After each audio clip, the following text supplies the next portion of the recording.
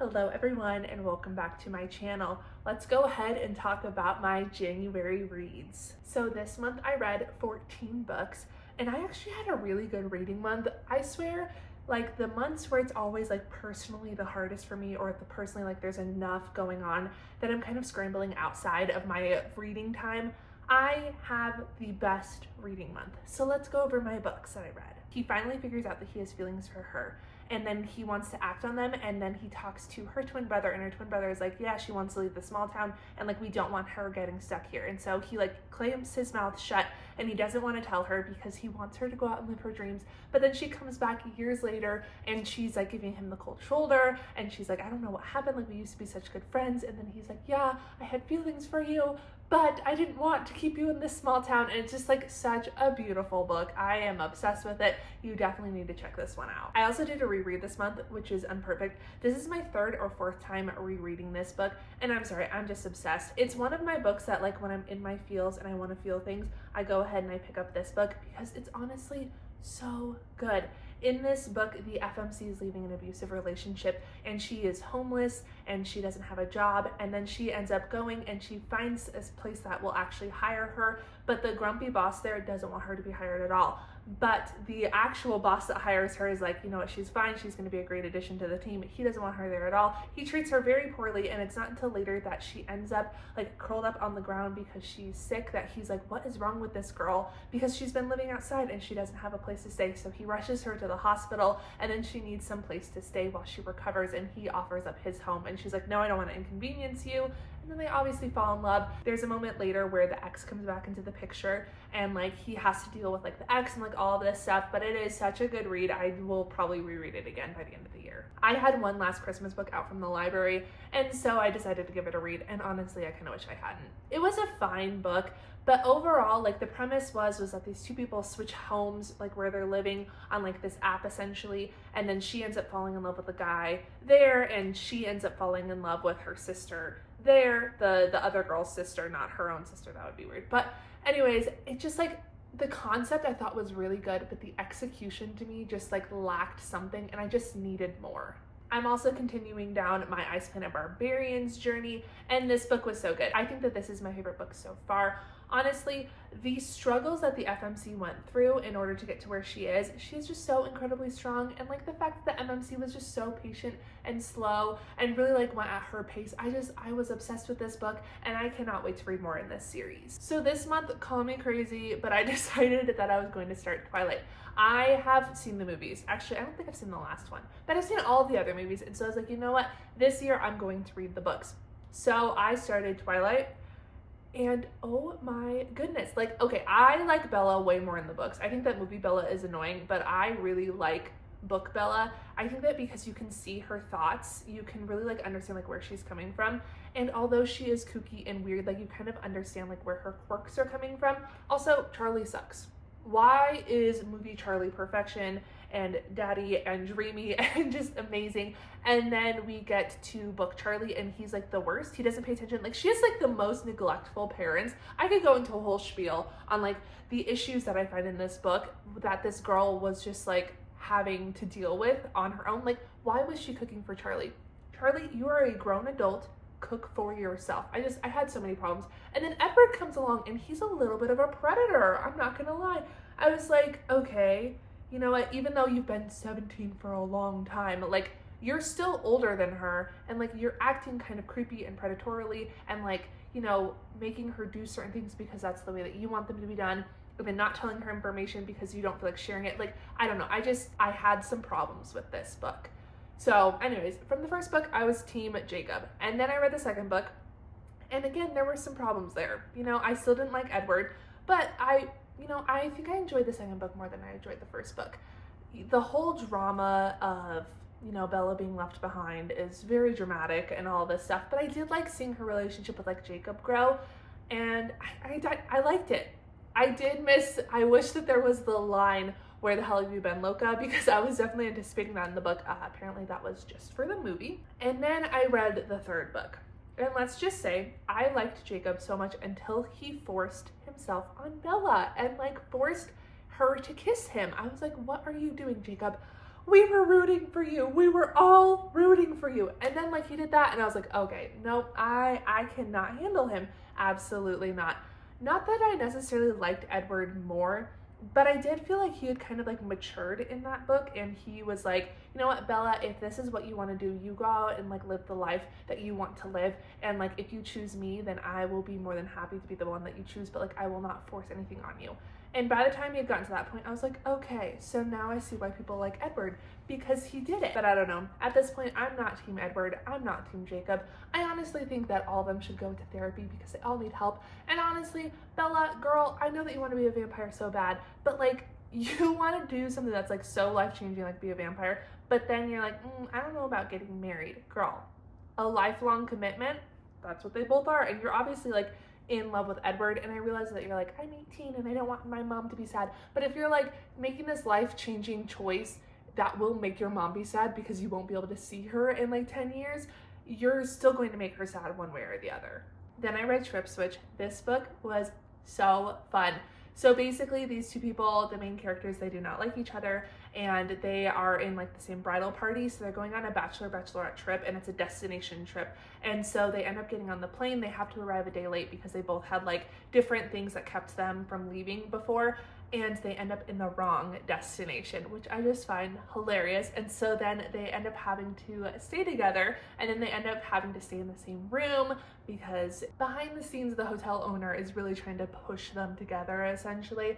And so in this book, then they have to like journey around and like see the sights because she's never been to Greece and she really wants to see it. And he's grumbly and he just wants to go back home. But then he kind of like opens up to her about like why he is so grumpy and like what's going on in his past and like his relationship with his parents and like a couple things that like really makes him who he is. And so she gets like a soft spot for him. And then by the time they get towards the end of the trip, they're trying to decide if they should have something more or not. That Time I Got Drunk and Saved a Demon was a very funny read.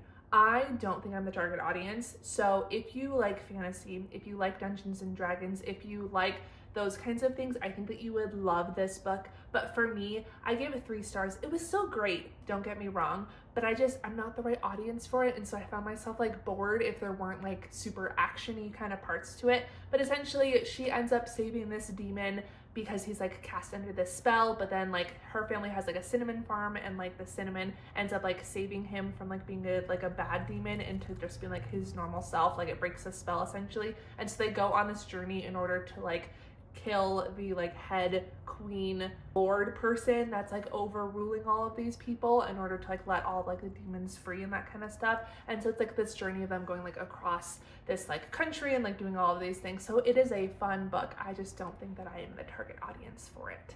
Okay, so then I entered my firefighter romance era and I read Fight.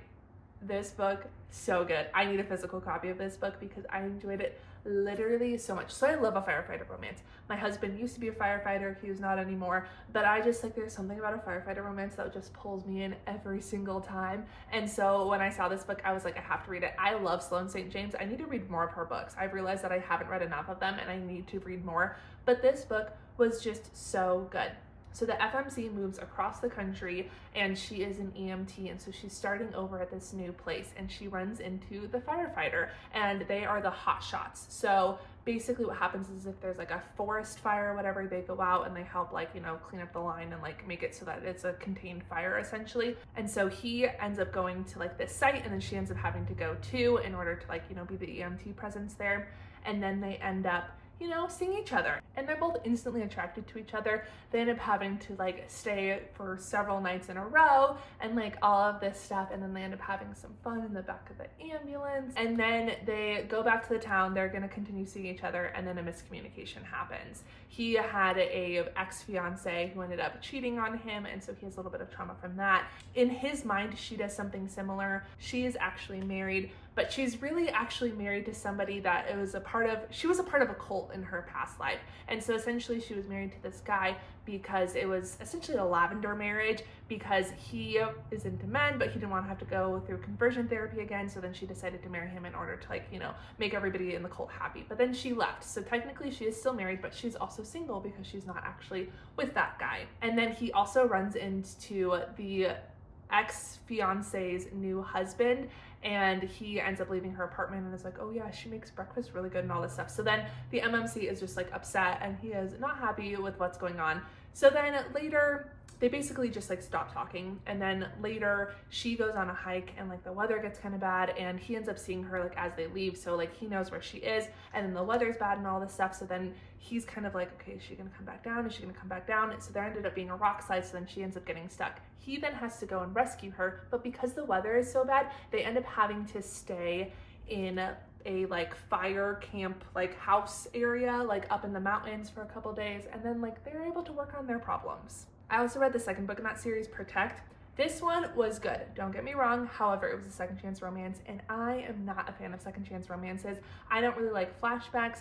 I don't really like the fact that like they should have just like had a conversation. He ends up like dating her when they're in high school, and then he ends up breaking up with her because her brother is being blackmailed by a girl that wants to date him. And so in order to make sure that nobody ends up in trouble, he basically ends up dumping her in order to do that. And like they never have this conversation even years later. And so I'm like, you guys should have had this conversation. But she ends up moving back to this small town. She is now divorced. She has a daughter. And so then he kind of like goes into her life and like really creates like this new family unit, which like that is very cute. I just like why didn't you guys just talk earlier? The second chance romances just kind of drive me nuts. I received this book in the mail, so I decided to give it a read, and honestly I would not recommend it.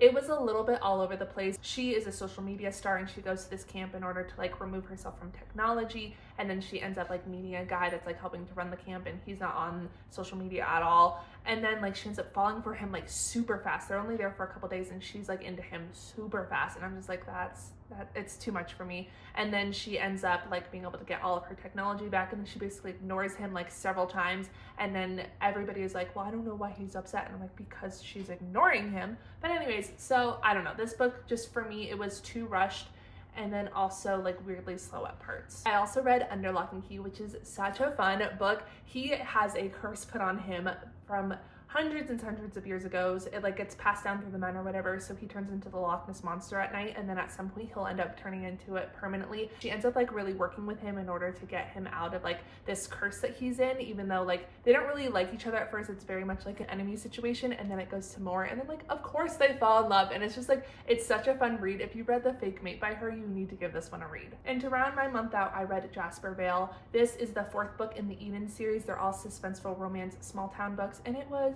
so good. So the FMC, she has been known to be a little reckless from her family, and so she is trying to take over this hotel that's been in the family for years, and she really wants it, but then she ends up going to Vegas in order to visit some friends and be there for like an MMA fight, and then she ends up getting married to somebody, and then she's like trying to get it annulled. She's trying to make sure that nobody knows about it, but then eventually her family finds out about it, and so she's like, I'm really trying to like prove that I am not reckless and crazy. And he's like, hey, but like it's okay, like part of your personality is a little crazy and that's fine. But then they like go to a wedding in order to get back at his ex and like all this stuff, and then like over the time they end up falling in love. And the only thing that I wish I would have gotten out of this book was I wish he would have stood up to her parents and been like, hey, I don't know why you're treating her like a child, but like she's been running this hotel for years, so like you need to give her a break. I wish that there had been that moment. He did it like a little bit, but I just wanted there to be more where he just like kind of stood up and made a little bit more of a scene. But by the end of it, she ends up getting the hotel, and like they stay married and they're in love, and I love it. But yeah, January was a great month for me. Half of my books were yeses, and that is just amazing. I'm really hoping February continues with the good reading vibes, but I hope my personal life calms down a little bit so I can breathe. As always, thank you so much for watching. You can go ahead, like, subscribe, comment, do all of the things that you want to do. And if you have anything that you want me to talk about, go ahead and let me know in the comments.